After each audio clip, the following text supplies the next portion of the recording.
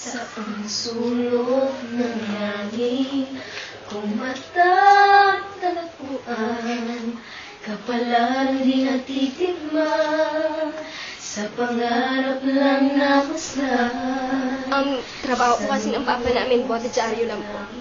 And hinahiya namin yung papa namin.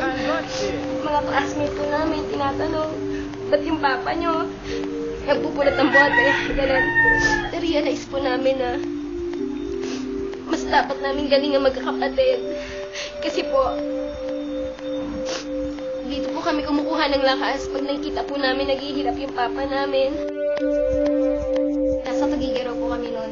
Hindi po namin alam kung paano po kami uwi dito sa Manila. Kaya kumanta po kami sa Sabungan. Yun na po yung paraan na naisip namin. Ganun po pala yung environment ng Sabungan. Tuwa po sila sa amin. Tapos nag-aagis po sila ng mga pera na parang hindi po namin yun makalimutan.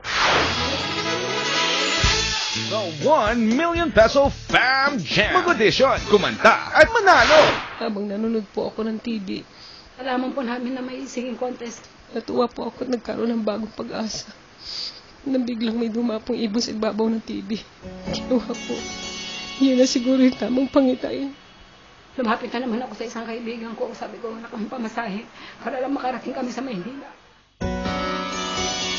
Kaya nung nagpunta pa kami sa audition, hindi po kami nag-almusal. Hindi kami nananghalian. Hindi ko sinusulat kung in kayo or out. Okay kayo sa akin. Cercado Sisters. As a state family, the Cercado Sisters. Cercado Sisters. Cercado Sisters. Cercado Sisters. Cercado family. The Cercado Sisters. The Cercado Sisters move on to the next round. Ang ating bottom two families. The Marquez family. The Cercado Sisters. Family that moves on is the Marquez family, siblings.